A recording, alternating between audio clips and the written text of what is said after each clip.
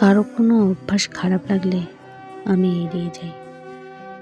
কেউ আমার কথা মনোযোগ দিয়ে না শুনলে আমি তার জন্য শব্দ নষ্ট করি না।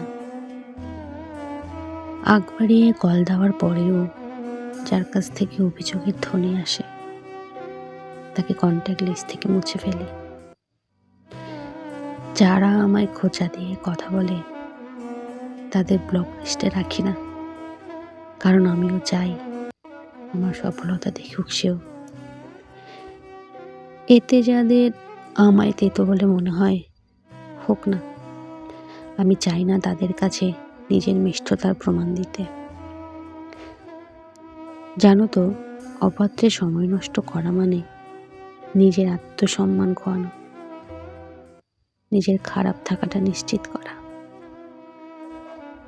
আর নিজের ভালো থাকাটা নিয়ে নিজেকেই তো ভাবতে হবে, তাই না?